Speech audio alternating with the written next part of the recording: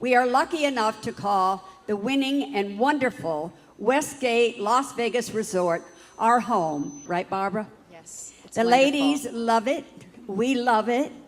And we especially love our host, the man who made all of this happen for us and who invited Mrs. America to make it her home as well.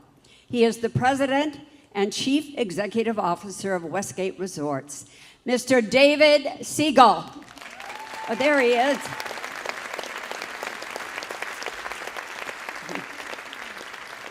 Hi, David. Okay. David, the women of Mrs. America want to say thank you and want you to have this gift, and it's going to be presented by the First Lady of the Westgate Resorts, Mrs. Jackie Siegel. Jackie, are you here? Yes, she is. Here she comes, and she's gorgeous too. That's Mrs. Jackie Siegel. Hi, Jackie. How are you, sweetheart? How are you doing? Great. Okay, now, the flag of every state is here, and the plaque reads, David A. Siegel, the business giant who brought Mrs. America back home, presented with sincere appreciation from the state delegates whose flags adorn this tribute.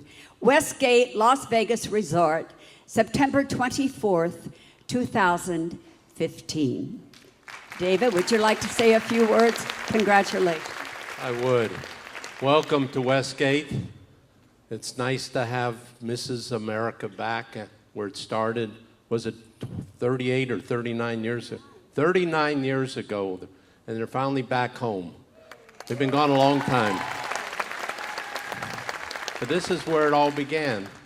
And I'm honored tonight to be standing on the same spot that Elvis stood on when he did 837 consecutive sold-out performances right here on this stage. So it's kind of an honor. There's a mystique here to be here. But I want to welcome you to the newest Westgate Resort, Westgate Las Vegas. Our motto is, every guest is treated like a high roller. And I hope all of you who are staying here have been treated like high rollers. And I hope a few of you are high rollers. That's what pays the bills. That's what pays the electric. But I'm so honored to be here tonight, and along with my beautiful wife and Florence and Barbara. But I have a message I want to send. It would be a shame with a great audience like this, all of you here, hundreds of you in the audience, and millions out there in internet land or TV land. But the message I want to send is going to make you, it's going to change your life tonight. It's going to make you start thinking differently about how you live your lives. And America is under attack.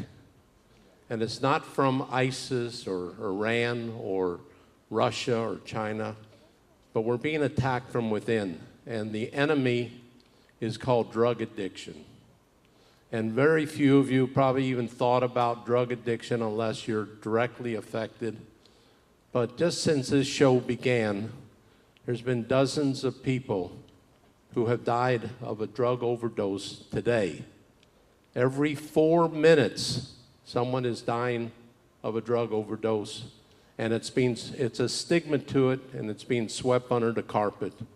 And it affects everybody in every walk of life. And I'm sad to say that it has affected my wife and I. 15 weeks ago, our beautiful daughter, Victoria, died of a drug overdose. We were out of town at a wedding, and we got the horrible news that no family ever wants to hear. And I made up my mind 15 weeks ago that I was going to do something about this horrendous epidemic. And I started 15 weeks ago to learn all I could about it. But I was afraid that everything that could possibly be done was being done, and how wrong I was. I found that nothing's being done. It's being swept under the carpet. No one talks about it. And yet 25 million people in this country are using drugs that are not for an illness. 25 million. Every 4 minutes, somebody is dying of an overdose. 350 people every day are dying of an overdose. Let's put that in words that everyone can understand.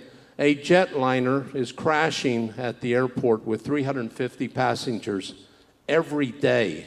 It's not reported, you don't see it in the news, and yet it's going on, and there's things that we can do about it. First of all, you need to take a hard look at your children. Children start becoming addicted when they're 14, 15 years old. They start experimenting with marijuana.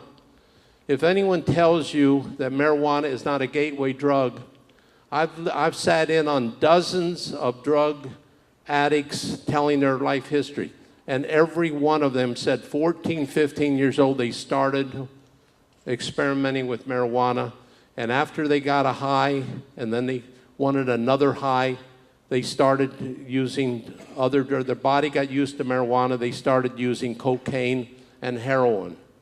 All of you from the Northeast know that in the Northeast, the heroin epidemic is the worst it's been in history.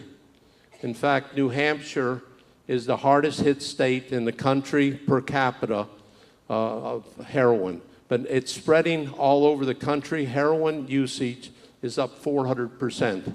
Cocaine usage is up 200%. Prescription drugs overdoses are 70% of the overdose for prescription drugs. Your medicine cabinet at home is giving these kids the drugs that they're using. And so there's things you can do about it. Number one, if you have teenagers starting at 14 years old in middle school, have them drug tested. It takes hard love, but do it. And because 25 million people are addicted. In our colleges, 25% of our college students, a lot of you probably have kids in college, 25% are using drugs or dealing drugs or both. These are not my numbers, these are numbers from Columbia University, from the Surgeon General of the United States, from all the different DEA. I visited all of them. I'm astounded that nothing is being done, but something can be done. Number one, we need to have drug testing in all the schools, starting with middle school and high school and college. The fear of getting caught will deter thousands of kids from using drugs to begin with. And we're not trying to punish these kids that are using drugs. This is a disease. They have no control over it once they start. What we're trying to do is counsel the ones that are occasionally using and rehab the ones that are habitual addicts. So you can drug test your kids, you can advocate in your communities, drug testing, random drug testing in all your schools. And then finally, there is a miracle drug out there that none of you have heard about. It's been out since 1971. It is probably of all the drugs in the world, it's the most miracle drug. It's called naloxone or Narcan. Somebody could be laying here on this stage, one breath away from death. You give them Narcan, either a shot in the thigh or a nasal spray, and within 2 to 5 minutes, they will be standing up and saying what they just took. I mean, it's the most miracle drug nobody knows about. The first responders, some of them use it, some of them don't. Because of the heroin epidemic in New York, they just started issuing naloxone to 20,000 police officers. But what happened? People have been dying for years. 100,000 people overdose every year. This is our future generation. This is the future Bill Gates, the future Steve Jobs. We're losing the cure for cancer. We're losing movies you'll never see, books you'll never read, inventions you'll never see. It's a horrendous epidemic. No one talks about it. They're afraid to. It's okay to say, my brother died of a heart attack, or my brother died of cancer, but no one will say my my brother died of a drug overdose. It's time we start talking about it. It's killing our young people.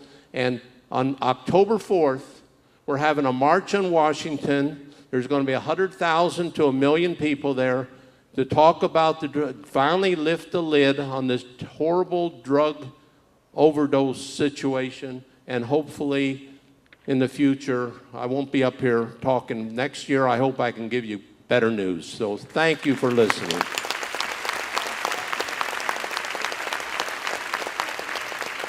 Jackie, bless you. Good to see you. God bless. I'm so sorry.